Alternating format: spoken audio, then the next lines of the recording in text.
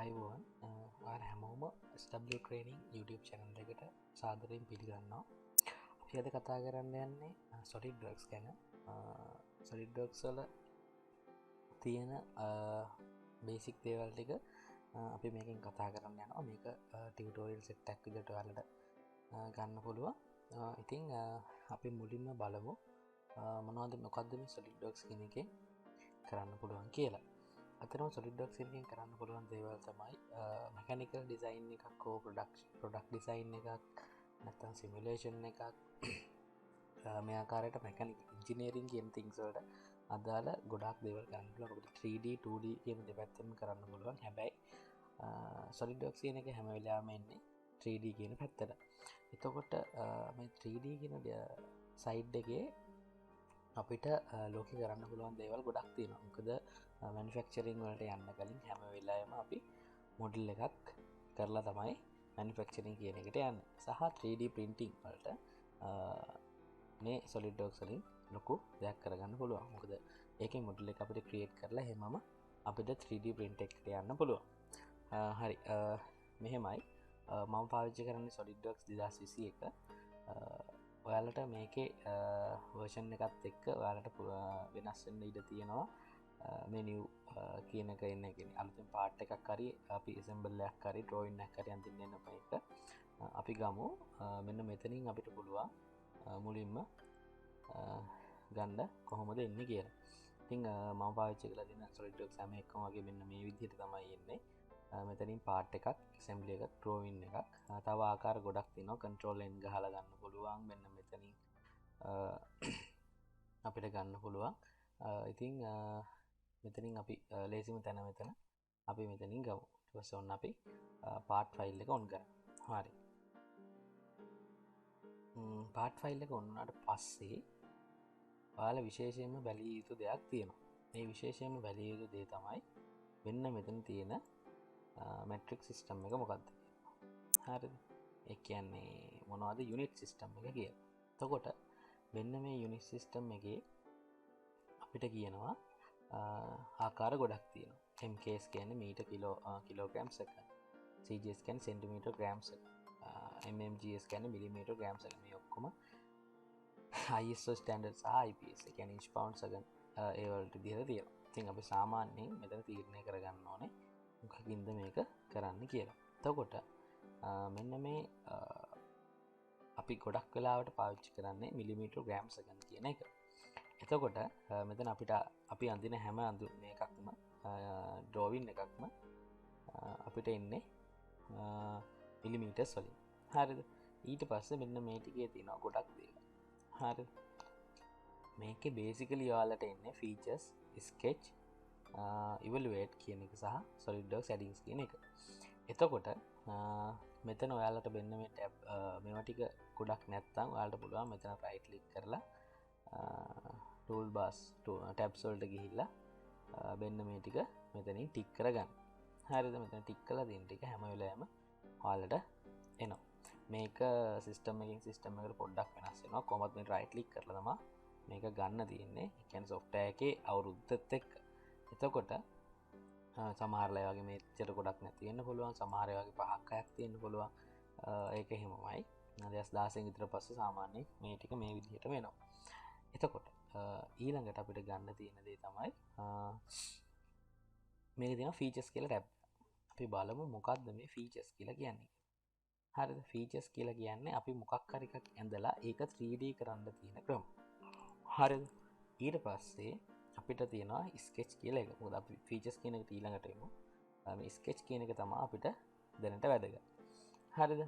මේකේ තියෙනවා අපිට මොකක්ද මේ sketch එක අඳින්න පටන් ගන්න දැන් ටික මේ ටිකේ තියෙනවා අපිට අර හැම software එකකම වගේ හම්බෙන්නේ يعني Photoshop හරි Office හරි AutoCAD හරි මේ හැම එකකම අපිට හම්බෙනවානේ අඳින්න. ඒ කියන්නේ අපේ tools ටික මෙන්න මේ තමයි ඒ tools ටික. මේකේ තියෙනවා line tool එක, circle tool එක, spline එක, rectangle tool එක, arc tool එක, ellipse එක, side shot එක කියන්නේ අර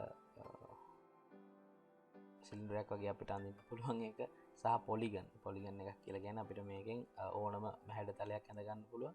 පස්සේ මෙතනින් ෆිලට් එකක් දාගන්න පුළුවන් අංශක 90ට වගේ තියෙන එකට මේ රවුන්ඩ් කරලා ගන්න පුළුවන්. ඊට පස්සේ පොයින්ට් එක මෙතන තියෙන annotation එක. කියන්නේ අපිට ඉංග්‍රීසි මේක දාන්න. මෙතන තියෙනවා ඒවා modify කරන ටික. trim entities convert entities කියන එක අපි ඉස්සරහට බලමු. offset එක offset to on surface mirror line linear sketch pattern මේකේ තියෙනවා circular pattern උත් move entities display ඒ ටික relations දාන්න ඕනේ අපි හැම වෙලේම ඒ relations දාන ඒවා ඒ හැමදේම මෙතන තියෙනවා. ඊට පස්සේ අපි බලමු වෙන්න මේකට අපි කියන්නේ feature tree එක කියලා. හරිද? මෙතන මේ තියෙන feature tree එකේ අපිට පුළුවන් අපි කරන හැම වැඩක්ම මෙන්න මෙතෙන්ට රෙකෝඩ් වෙනවා. ඒ කියන්නේ මෙතෙන්ට හැම අපි කරන සියලුම වැඩ මෙතෙන්ට රෙකෝඩ් එකක් විදිහට වදිනවා. එතකොට මේකේ තියෙනවා තව ගොඩක් දේවල්. ඒකේ තියෙන properties තියෙනවා, ඊට පස්සේ configurations තියෙනවා. මේ දේවල් නම් ටිකක් ස්ටෑන්ඩඩ්. ඊට පස්සේ මෙන්න මෙතන අපිට වැදගත් වෙනවා appearances. ඒ කියන්නේ අපි මොකක් හරි item එකක් ඇඳලා අපි හිතන්නකෝ ඝනකාභයක් ඇඳලා කියලා. ඒ ඝනකාභයට අපි දාන appearance එක කියන්නේ පිටත බාහිර පෙනුම මොන වගේද කියලා ගන්න පුළුවන්. ඒකෙත් තියෙනවා එක එක විදිය මේ වගේ එක එක දේවල් කරන්න පුළුවන්. එක එක දේවල් කියන්නේ මේකෙන් ඩෙකල් එකක්. ඒ කියන්නේ අපිට ලේබල් එකක් වගේ දාන්න පුළුවන්. මෙතනින් අපිට කැමරා සනම්මනම් ඒ දෙක ඇඩ් කරගන්න පුළුවන්. කැමරාස් ඊට පස්සේ ලයිටිං අපිට කැමති තැන් වල ලයිට් දාලා ඒ තැන් අපිට හොඳට පේන විදිහට හදා ගන්න පුළුවන්. මේ ආකාරයට මෙතන ගොඩක් දේවල් තියෙනවා. හරිද? එතකොට අපිට විශේෂයෙන්ම වැදගත් වෙන මෙන්න මේකයි මේක සහ මෙන්න මේ appearance කියන එක. ඊට පස්සේ මෙතන තියෙනවා part එක, history එක. අපි මොනවද කරේ? sensor සනමන දානවද මොනවද ඒ වගේ මේ ටිකේ annotation අපි මොනවා හරි annotate කරා නම් ඒ කියන්නේ note කරා නම් ඒ දේ තියෙනවා. ඒ කියන්නේ අපි මේක මොනවා හරි ලියවන. ඊට පස්සේ අපිට තියෙනවා materials. ඒ කියන්නේ අපිට මේ හැම දෙයකටම හැම දෙන දෙයකටම material එකක් use කරන්න පුළුවන්. ඊට පස්සේ front plane එක, top plane එක, right plane එක. මේ තමයි අපේ 3D අවකාශය. වෙන්න මේ අවකාශ ටික තමයි මෙතන තියෙන්නේ. ඊට පස්සේ අපිට විශේෂයෙන්ම වැදගත් වෙන දේවල් ටිකක් තමයි මෙන්න මෙතන තියෙන්නේ. අපිට පුළුවන් මොකක් හරි දෙයක් zoom කරන්න. මේ ටික අපි පස්සේ ආපහු වෙන්නේ කොහොමද කියලා කතා කරමු. මේකේ මේක මුළු item එකම zoom කරන්න පුළුවන්. ඒ කියන්නේ අපි කොහේ හරි zoom කරගෙන ඉන්නවා නම් ළඟට මේක අපිට මුළු ඩිස්ප්ලේ එකටම එන විදිහට හදා ගන්න පුළුවන්. ඊට පස්සේ මොකක් හරි ඒරියා එකක් අපිට මෙතනින් zoom කරගන්න පුළුවන්.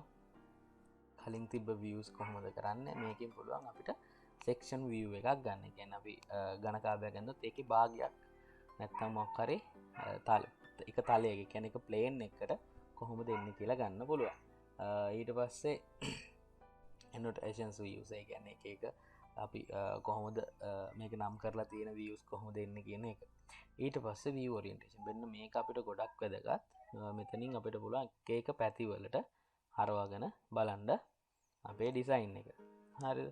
ඊට පස්සේ මෙතන තියෙනවා ගොඩක් මේක වැදගත් වෙනවා. මේ මම ආපහු පැහැදිලි කරලා කියලා දෙන්නම් ඔයාලට. ඊට පස්සේ අපිට අපේ item එක hide කරන්න පුළුවන්. මෙතන appearances වෙනස් කරන හැටි සහ මෙතන තියෙනවා අපිට තව ගොඩක් ඒ කියන්නේ අපේ මොඩල් එකට එක value additions ඒ කියන්නේ අපි ලස්සනට මේක බලා ගන්න පුළුවන් ක්‍රම තමයි මෙතන තියෙන්නේ. එතන මේ perspective කියන එක වැදගත්. ඒ කියන්නේ කොච්චරක් 3D විදිහට අපිට පේනවද කියන එක තමයි මෙතනින් තියෙන්නේ. cartoon news කියනවා shadow එකක් ගන්න හැටි තියෙනවා. ඔයාලට මේ rival view graphic කියන එක ගොඩක් වෙලාවට ඔයාලගේ අලුතෙන් එකට හෝ කම්පියුටර් එකකට දැම්මට පස්සේ ඉන්නේ නැති වෙයි. ඒක හදාගන්න හැටි අපි වීඩියෝ එකක් කරමු. සරල දෙයක් තියෙන එකේදී. හරි. ඊට පස්සේ මෙතන තියෙනවා තව වැදගත් දේවල් ටිකක්. හරිද? මේවා අපි ඉස්සරහට කතා කරමු. කොහොමද මේවා වැදගත් වෙන්නේ කියන. ඊට පස්සේ මේ Solidworks settings එකේ තමයි තියෙන්නේ simulation add කරන්න පුළුවන්. අපිට circuits අනම්ම නම් මෙතන ලොකු දේවල් ගොඩක්